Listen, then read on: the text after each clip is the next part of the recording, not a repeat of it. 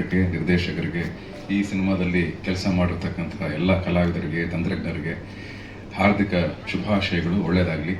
ಈ ಒಂದು ಟೈಟ್ಲು ಬಹಳ ವಿಶಿಷ್ಟವಾಗಿದೆ. ಟೈಟ್ಲ್ನ ಒಳ್ಳೆಯದಾಗಲಿ, ಲಾಂಚ್ ಆಗಲಿ. ಮಾಡ್ತಾ ಇದ್ದೀನಿ. ಇದಕ್ಕೂ ಮೊದಲು ನಾನು ಒಂದು ಖಾಸಗಿ ಕಂಪ್ನಿಯಲ್ಲಿ ಕೆಲಸ ಮಾಡ್ತಿದ್ದೆ. ಆಮೇಲೆ ಧಾರಾವಾಹಿ ಲೋಕದಲ್ಲಿ ಬರಹಗಾರನಾಗಿ ಕೆಲಸ ಮಾಡಿದ್ದೀನಿ. ಗಟ್ಟಿಮೇಳ, ಸತ್ಯ ಮುಂತಾದ ಧಾರಾವಾಹಿಗಳಿಗೆ ಬರೆದಿದ್ದೀನಿ. ಅದರ ನಂತರ ಹೆಜ್ಜಾರು ಮತ್ತು ಕಾಡುಮಳೆ ಚಿತ್ರಕ್ಕೆ ಕೂಡ ಬರಹಗಾರನಾಗಿ ಕೆಲಸ ಮಾಡಿದ್ದೀನಿ ನಾನೇನೆ. ಹಾಗೂ ಮತ್ತು ನನ್ನ ತಂಡ ಇದರಲ್ಲಿ ತುಂಬ ದೊಡ್ಡ ಮಟ್ಟಕ್ಕೆ ಸಹಕರಿಸಿದೆ. ಸರ್, ಹೆಸರೇ ಹೇಳುವಾಗೆ ಚಿರಪರಿಚಿತ ರಾಜ್ಯ ಸ್ಟೇಟ್. ಉತ್ತರ ಕನ್ನಡ ಜಿಲ್ಲೆ ಕೂಡ ಉತ್ತರ ಕರ್ನಾಟಕ ಜಿಲ್ಲೆಗಳಲ್ಲಿ ಒಂದು. ಅಲ್ಲಿ ಅದಾದ ನಂತರದಲ್ಲಿ ಅದನ್ನ ಡೆವಲಪ್ ಮಾಡೋಕ್ಕೆ ಒಂದಷ್ಟು ಸಮಯ ಸಿಕ್ಕಿರಲಿಲ್ಲ. ಅದನ್ನ ನಿಧಾನಕ್ಕೆ ಅದ್ರ ಜೊತೆ ಅದಾಗ್ತಾ ಇತ್ತು. ಆ ಸಂದರ್ಭದಲ್ಲಿ ನಾನು ಏನೇ ಮಾಡೋದಿದ್ರು, ಏನೇ ಕೇಳೋದಿದ್ರು, ನನ್ನ ಪರಮಪೂಜ್ಯ ಗುರುಗಳಾದ ಶ್ರೀ ಶ್ರೀ ರಾಮಾನಂದ ಅವಧೂತ ಸ್ವಾಮೀಜಿಗಳಲ್ಲಿ ಅದನ್ನ ಕೇಳ್ಕೊಂಡೇ ಶುರು ಮಾಡೋದು. ಆದರೆ ಇದೊಂದು ವಿಚಾರವನ್ನ ಅವ್ರ ಹತ್ರ ಕೇಳ್ಕೊಳ್ಳೋದಕ್ಕೆ ನನಗೆ ಆಗಲೇ ಇಲ್ಲ. ಅವರು ಆ ಕೇಳೋಕ್ಕಿಂತನೂ ಮುಂಚೆ ಅವರು ದೈವಾಧೀನರಾದ್ರು, ಮುಕ್ತರಾದ್ರು. ನನಗದೊಂದು ಕೊರಗು ಉಳಿದೋಗಿತ್ತು. ಇದನ್ನ ಹೇಗೆ ಮಾಡೋದು? ಈ ಕತೆ ನನಗೆ ಸಿನಿಮಾ ಆಗಲ್ವಾ, ಅಥವಾ ಸಿನಿಮಾ ನನ್ನ ವಿಷಯ ಅಲ್ವಾ? ಈ ಥರದ್ದಾದ ಒಂದಷ್ಟು ಭಯ ನನ್ನಲ್ಲಿತ್ತು. ಸೊ ಆದರೂ ಮನ್ಸಿಗೆ ಅನಿಸಿದ್ದು, ಅವ್ರ ಹತ್ರ ನನ್ನ ಮನಸ್ಸಲ್ಲಿ ಹೇಳ್ಕೊಂಡ್ರು ಅದು ತಲುಪುತ್ತೆ ಅಂತ. ಅದೇ ಥರ ಹೋಗಿ ಅಲ್ಲಿ ನಮಸ್ಕಾರ ಮಾಡಿ ಬೆಂಗಳೂರಿಗೆ ಬಂದು 3 ದಿವಸದೊಳಗೆ ಅನಂತಮೂರ್ತಿ ಹೆಗಡೆ ಅವ್ರು, ನಾನೊಂದು ಪ್ರೊಡಕ್ಷನ್ ಹೌಸ್ ಮಾಡಿದ್ದೀನಿ, ಕತೆ ಇದ್ರೆ ತಗೊಂಡ್ ಬಾ ಅಂತ ಹೇಳ್ತಾರೆ. ನನಗೆ ಅಲ್ಲಿಂದ ಪವಾಡಗಳ ಸಾಲು ಶುರುವಾಗುತ್ತೆ ಅಂತ ಭಾಸ ಆಯಿತು. ಯಾಕೆಂದರೆ ಅದು ನನ್ನ ಗುರುಗಳ ಆಶೀರ್ವಾದನೆ. ಇನ್ನೊಂದು ವಿಶೇಷ ಅಂದರೆ, ಅನಂತಮೂರ್ತಿ ಹೆಗಡೆ ಅವರು ಕೂಡ ನಮ್ಮ ಗುರುಗಳಿಗೆ ನಡ್ಕೊಳ್ಳೋಂಥವರೇ ಆಗಿದ್ರು. ನಾವು ಬಾಲ್ಯದಿಂದ ಪರಿಚಯ. ಆದರೆ ಮಧ್ಯದಲ್ಲಿ ಒಂದಷ್ಟು ದಿವಸ ನಮ್ಮದೇ ಆದ ಕೆಲಸಗಳಲ್ಲಿ ನಮಗೆ ಒಡನಾಟ ಕಮ್ಮಿ ಇತ್ತು. ಈ ಒಂದು ದಿಶೆಯಲ್ಲಿ ಮತ್ತೆ ಅದೇ ರೀತಿ ಶುರು ಆಯಿತು. ಆ ಕತೆ ಎಳೆಯನ್ನು ಹೋಗಿ ಅವ್ರ ಹತ್ರ ಹೇಳಿದೆ. ಅವರು ಒಂದೇ ಮಾತು ಹೇಳಿದ್ದು, ಈ ಕಥೆಯನ್ನ ವಿಸ್ತಾರ ಮಾಡು, ಈ ಸಿನಿಮಾ ಮಾಡೋಣ ಅಂತ. ಅಷ್ಟು ಕಡಿಮೆ ಸಮಯದಲ್ಲಿ ಅವರಿಗೆ ಅಂಥದ್ದೊಂದು ನಿರ್ಧಾರ ಮಾಡೋಕ್ಕೆ ಒಬ್ಬ ನಿರ್ಮಾಪಕನಿಗೆ ನಿಜವಾಗೂ ಸದಭಿರುಚಿ ಇರಬೇಕಾಗುತ್ತೆ. ಯಾಕಂದ್ರೆ ಅವರು ಫಸ್ಟಿಗೆ ಕಾಸ್ಟ್ ಯಾರನ್ನ ಕೊಡೋಣ, ಯಾರು ಮಾಡೋಣ ಅಂತ ಕೇಳಿಲ್ಲ. ಆ ಕತೆಗೆ ಏನು ಬೇಕು ಅದನ್ನ ಕೊಡು ಅಂತ ಹೇಳಿದ್ರು. ಸೊ ಆ ಕಥೆ ಮಾಡೋದೇ ಕೂಡ ಒಂದು ಸಾಹಸದ ಕೆಲಸ ಆಯಿತು ನಮ್ಗೆ. ಆಮೇಲೆ ಯಾಕೆಂದ್ರೆ ನನಗೆ ಆ ಪ್ರೋಸೆಸ್ನಲ್ಲಿ ತುಂಬ ನಂಬಿಕೆ, ರಿಸಲ್ಟ್ಗಿಂತ. ಆ ಪ್ರೋಸೆಸ್ ಕರೆಕ್ಟ್ ಆಗಿದ್ರೆ ರಿಸಲ್ಟ್ ಕರೆಕ್ಟಾಗಿ ಬರುತ್ತೆ ಅನ್ನುವಂಥ ಒಂದು ನಂಬಿಕೆ ನನಗಿದೆ. ಅದೇ ಕಾರಣಕ್ಕೆ ನಾವು ಕತೆಗೆ ತುಂಬ ಒತ್ತು ಕೊಟ್ಟಿದ್ದೀವಿ. ನೀವು ನಂಬಲ್ಲ, 2 ವರ್ಷ ನಾವು ಈ ಕತೆಗೆ ಕೆಲಸ ಮಾಡಿದ್ದೀವಿ. ಪ್ರೀ ಪ್ರೊಡಕ್ಷನ್ಗೆ ಎಷ್ಟು ಕರೆಕ್ಟಾಗಿ ಕೆಲಸ ಆಗಬೇಕು ಅಷ್ಟು ಕರೆಕ್ಟಾಗಿ ಕೆಲಸ ಆಗಬೇಕು ಅನ್ನೋ ಕಾರಣಕ್ಕೆ 2 ವರ್ಷ ನಾವು ಕತೆಗೆ ಕೂತಿದ್ವಿ. ಯಾಕಂದ್ರೆ ನಿರ್ಮಾಪಕರು ಬರೀ ನಿರ್ಮಾಪಕರೇ ಆಗಿರಲಿಲ್ಲ ನಮಗೆ. ಅವರು ಪ್ರತಿಯೊಂದು ಹಂತದಲ್ಲೂ ಕತೆ ಎಲ್ಲಿ ಹೋಗ್ತಿದೆ, ಯಾವ ಆಂಗಲ್ ಪಡ್ಕೊಳ್ತಿದೆ, ಇದು ಬೇಕಾ, ಇದು ಬೇಡವಾ ಅಂತ ಕಥೆಗೆ ಅವರು ಸಂಪೂರ್ಣವಾಗಿ ಅವರನ್ನು ಅವರು ತೊಡಗಿಸ್ಕೊಂಡಿದ್ರು. ಸೊ ಹಾಗಾಗಿ ಮೊದಲನೇ ಪ್ರೇಕ್ಷಕ ನನಗೆ ನನ್ನ ಪ್ರೊಡ್ಯೂಸರೇ ಆಗಿದ್ರು. ಸೊ ನಾನು ಕತೆ ಹೇಳಿದಾಗ ಅವರಿಗೆ ಅವರ ಅಗತ್ಯತೆಗಳನ್ನ ಅಥವಾ ಅವರ ಬೇಕು ಅನಿಸಿದ್ದನ್ನೆಲ್ಲ ಅವ್ರು ಹೇಳ್ತಾ ಇದ್ರು. ನಾವು ಆ ಕತೆಗೆ ಅದನ್ನು ಸರಿಯಾಗಿ ಆಗೋ ಥರ ಮಾಡ್ಕೊಳ್ಳೋಕೆ ಒಂದಷ್ಟು ಸಮಯವನ್ನ ನಮ್ಗೆ ಹಿಡಿತು. ಅಂಡ್ ಆ ಕತೆಗೆ ಪಾತ್ರಧಾರಿಗಳನ್ನ ಹುಡುಕೋದು ಕೂಡ ಅಷ್ಟೇ ಕಷ್ಟ ಆಗಿತ್ತು. ಒಬ್ಬ 2 ಊರಿನ ಕತೆ ಸರ್ ಇದು, ವೈತರಣಿ ಮತ್ತೆ ಪಿಳ್ಳಂಗದೆ. ಇದಕ್ಕಿಂತ ಜಾಸ್ತಿ ನಾ ಇನ್ ಕತೆ ಬಗ್ಗೆ ಇನ್ನೇನು ಹೇಳಕ್ ಹೋಗಲ್ಲ. ವೈತರಣಿ ಅನ್ನೋದು ಒಂದು ಸಿದ್ಧಿ ಕುಟುಂಬಗಳ ಕತೆ. ಆ ಸಿದ್ಧಿ ಕುಟುಂಬದ ಹುಡುಗನ್ನ ನಾನು ಹೀರೋ ಮಾಡಬೇಕು. ನನಗೆ ಅಲ್ಲಿ ಕಲಾವಿದರನ್ನ ಹುಡುಕ್ಬೇಕು. ಮತ್ತು ಅಲ್ಲಿ ಅವರು ಒಂದು ವಿಷಯ ಕಲಾವಿದರು ಸರ್. ಅವ್ರು ನಿಜವಾಗೂ ಅವ್ರ ರಕ್ತದಲ್ಲೇ ಆ ಕಲೆ ಅನ್ನೋದಿದೆ. ಅದನ್ನ ನೀವು ಒಬ್ಬ ಡ್ಯಾನ್ಸರ್ ಆಗಿ ರೂಪ ಮಾಡ್ಕೋತಿರೋ, ಆಕ್ಟರ್ ಆಗಿ ಮಾಡ್ಕೋತಿರೋ, ಅಥವಾ ಫೈಟರ್ ಆಗಿ ಮಾಡ್ಕೋತಿರೋ, ಅಥವಾ ಚಿತ್ರಕಾರನಾಗಿ ಮಾಡ್ಕೋತಿರೋ, ಅದು ಅವ್ರನ್ನ ತಿದ್ದೋರಲ್ಲಿ ಇರ್ತದೆ. ನನಗೊಬ್ಬ ನಟ ಬೇಕಿತ್ತು. ನಾನು ಅವ್ರನ್ನ ಹುಡ್ಕೊಂಡು ಹೊರಟಾಗ ನನ್ನ ಅಣ್ಣ ಕೃಷ್ಣಮೂರ್ತಿ ಹೆಗಡೆ ಅವರಿದ್ದಾರೆ. ಅವ್ರ ಮನೆಯಲ್ಲಿ ಅವ್ರ ಜೊತೆ ಒಬ್ಬ ಸೆಲ್ವಿನ್ ಅಂತ ಹುಡುಗ ಇದ್ದ. ಆತ ಅವ್ರ ಜೊತೆ ಟ್ರ್ಯಾಕ್ಟರ್ ಓಡಿಸ್ತಾ ಇದ್ದ. ಅಡಿಗೆರ ಗ್ರಾಮ. ನಾನು ಅಲ್ಲಿಂದ ಬೆಂಗಳೂರಿಗೆ ಬಂದಿದ್ದೆ. ಏನೋ ಫಿಲ್ಮ್ ಮಾಡ್ಬೇಕಂತ ಬಂದೆ. ಅಂದ್ರೆ ನಂಗೆ ಇಷ್ಟ ಆಗಿತ್ತು ತುಂಬಾ.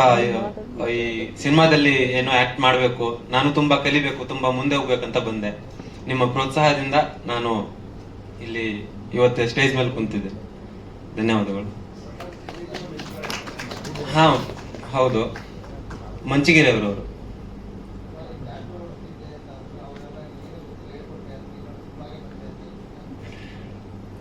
ಅಂದ್ರೆ ಸಿನಿಮಾ ಅಂದ್ರೆ ಅವ್ರು, ನಾನು ಟ್ರ್ಯಾಕ್ಟರ್ ಓಡಿಸ್ತಿದ್ದೆ. ಸೊ ಅವರು ನಂಗೆ ಇದು ಸಿನಿಮಾ ಮಾಡ್ತಿದ್ದೇನೆ ಅಂತ ಕೇಳಿದ್ರು.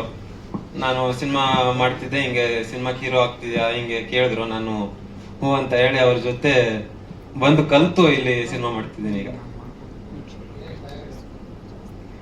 ತಯಾರೇನಿಲ್ಲ ನಮ್ಗೆ.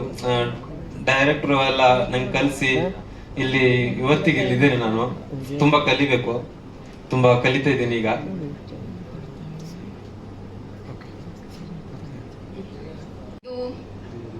ಅದು ಆ್ಯಕ್ಚುಲಿ ಕಾರ್ತಿಕ್ ಸರ್ನೇ ಕೇಳಬೇಕು, ನನ್ನನ್ನು ಹೇಗೆ ಸೆಲೆಕ್ಟ್ ಮಾಡಿದ್ರಿ ಅಂತ. ಸೊ ಆ್ಯಕ್ಚುಲಿ ಅವ್ರ ಕತೆ ಹೇಳುವಾಗ ಆ ಕಥೆಯಲ್ಲಿ ನಾನು ಇರ್ತೀನಿ ಅಂತ ನನಗೆ ಶಾಕ್ ಆಗಿತ್ತು ಆ್ಯಕ್ಚುಲಿ. ಅಂದರೆ ಡಿಫ್ರೆಂಟ್ ಕ್ಯಾರೆಕ್ಟರ್, ನಾನು ಹೇಗಿದ್ದೀನೋ ರಿಯಲ್ ಕ್ಯಾರೆಕ್ಟರಲ್ಲಿ ಅದು ತುಂಬ ಡಿಫ್ರೆಂಟ್ ಆಗಿದೆ. ಬಟ್ ಕಾರ್ತಿಕ್ ಸರ್ ಹೇಳೋದಂದ್ರೆ ನಾನೇನಿದ್ದೀನೋ ಹಾಗೆ ಇದೆ, ನಿಮ್ಮದು ಕ್ಯಾರೆಕ್ಟರು ಹಾಗೆ ಇದೆ, ಜೋವೆಲ್ ಆಗಿ ಇದೆ ಅಂತ.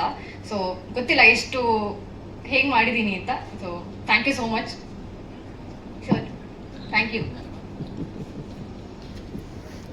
ವಿಶೇಷವಾಗಿ ನಮ್ಮ ದೇವಸಸ್ಯ ಚಿತ್ರದ ಟೈಟಲ್ ಟೀಸರ್ ಲಾಂಚ್ ಕಾರ್ಯಕ್ರಮದ ಈ ಒಂದು ಶುಭ ಸಂದರ್ಭಕ್ಕೆ ವರದಿ ಮಾಡಲಿಕ್ಕೆ ಬಂದಂತಹ ಎಲ್ಲ ಪತ್ರಕರ್ತ ಮಿತ್ರರೇ ನಮಸ್ಕಾರಗಳು. ನಮ್ಮ ಕರ್ನಾಟಕದ ಆಸ್ತಿಯಾದಂತಹ ಶ್ರೀನಿವಾಸ ಮೂರ್ತಿಯವರ ಮಗ ನವೀನ್ ಕೃಷ್ಣ ಬಂದಿದ್ದಾರೆ, ಅವರಿಗೂ ಕೂಡ ನಮಸ್ಕಾರ. ನಮ್ಮ ಆತ್ಮೀಯ ಸ್ನೇಹಿತರು, ಹಲವಾರು ಚಿತ್ರದಲ್ಲಿ ಪಾತ್ರ ಮಾಡಿದಂತಹ, ಫೇಸ್ಬುಕ್ಕಲ್ಲಿ ಬಹಳ ಆಕ್ಟಿವ್ ಇರುವಂತಹ ಅಜಿತ್ ಬೊಪ್ನಳ್ಳಿ ಬಂದಿದ್ದಾರೆ, ಅವರಿಗೂ ಕೂಡ ನಮಸ್ಕಾರ. ಹಾಗೆ ಈಗಾಗಲೇ 3 ಚಿತ್ರಗಳನ್ನು ಮಾಡಿದಂತಹ ಹೀರೋ ಕಮ್ ಡೈರೆಕ್ಟರ್ ರಾಜೇಶ್ ಧ್ರುವ ಇದ್ದಾರೆ, ಅವರಿಗೂ ಕೂಡ ನಮಸ್ಕಾರ. ಈಗ ಹಾಗೆ ಈ ಒಂದು ವಿಶೇಷವಾದ ಕಾರ್ಯಕ್ರಮಕ್ಕೆ ಸಾಕ್ಷಿಯಾದಂಥ ಎಲ್ಲರಿಗೂ ಕೂಡ ನಮಸ್ಕಾರ ಹೇಳ್ತಾ ಇದ್ದೇನೆ. ನನ್ನ ಬಗ್ಗೆ ಹೇಳಬೇಕು ಅಂತಂದರೆ, ನನ್ನ ಹೆಸರು ಅನಂತ ಮೂರ್ತಿ ಹೆಗಡೆ ಅಂತೇಳಿ. ನಾನು ಒಬ್ಬ ಪತ್ರಕರ್ತ. ಸಿರ್ಸೆ ನಮ್ಮೊಂದು ವಿಶ್ವಂಬರ TV ಅಂತಿದೆ, ಮತ್ತು ವಾರಪತ್ರಿಕೆ ಇದೆ, ಮತ್ತು ಲ್ಯಾಂಡ್ ಡೆವಲಪರ್ ಕೂಡ. ದುಡ್ಡು ಬೇಕಲ್ಲ, ದುಡ್ಡಿರೋದಕ್ಕೆ ಪಿಕ್ಚರ್ ಮಾಡಿರೋದು. ಸೊ ನನ್ನ ಬಗ್ಗೆ ನಾನು ಹೇಳಿದ್ದೇನೆ. ಊರು ಸಿರ್ಸಿ. ಮೊದಲು ಚಿಕ್ಕ ವಯಸ್ಸಲ್ಲಿ ನಾವು ತುಂಬಾ ಪಿಕ್ಚರ್ ನೋಡ್ತಾ ಇದ್ವಿ. ನಾನು ಜನ್ಮ ಜೋಡಿ ಪಿಕ್ಚರ್ ಅನ್ನ 7 ಸಲ ನೋಡಿದ್ದೇನೆ, 7ನೇ ಕ್ಲಾಸಲ್ಲಿ 7 ಸಲ. ಅಷ್ಟು ಹುಚ್ಚಾಗಿತ್ತು ಪಿಕ್ಚರ್ ಅಂದ್ರೆ, ಏನೋ ಒಂದು ಹುಚ್ಚು. ನನಗೆ ಅವಾಗ ಹೀರೋ ಆಗಬೇಕು ಅಂತ ಅವಕಾಶ ಅಂದರೆ ಆಸೆ ಇತ್ತು. ಹೀರೋ ಆಗ್ಲಿಕ್ಕೆ ಆಗಿಲ್ಲ, ನನಗೆ ಪಾತ್ರ ಮಾಡ್ಲಿಕ್ಕೆ ಬರಲಿಲ್ಲ, ಅವಕಾಶ ಸಿಕ್ಕಿಲ್ಲ, ಜೀವನ ಜಂಜಾಟ ಹೀಗೆಲ್ಲ ಆಗಿ ನಾನು ಬೆಂಗಳೂರಿನ ಇನ್ಫ್ಯಾಕ್ಟ್ ನಾನು ದೇವಸ್ಥಾನದಲ್ಲಿ ಪೂಜಾರಿ ಆಗಿದ್ದೆ. ನಮ್ಮ ದೇವಸ್ಥಾನದವರು ಕೂಡ ಬಂದಿದ್ದಾರೆ, ಕಮಿಟಿ ಮೆಂಬರ್ಸ್ ಕೂಡ ಬಂದಿದ್ದಾರೆ. ನಮಗೆ ಒಂದು ಅನ್ನ ಕೊಟ್ಟಂತಹ, ದೇವರ ಸೇವೆ ಮಾಡ್ಲಿಕ್ಕೆ ಅವಕಾಶ ಕೊಟ್ಟಂತಹ ಕಮಿಟಿ ಮೆಂಬರ್ ನಮ್ಮ ಮಂಜು ಅವರಿರಲಿ, ಸೀನಪ್ಪ ಅವರಿರಲಿ, ಶ್ರೀನಿವಾಸ್ ಅವರು ಎಲ್ಲರೂ ಕೂಡ ಬಂದಿದ್ದಾರೆ ಇವತ್ತಿನ ದಿವಸ.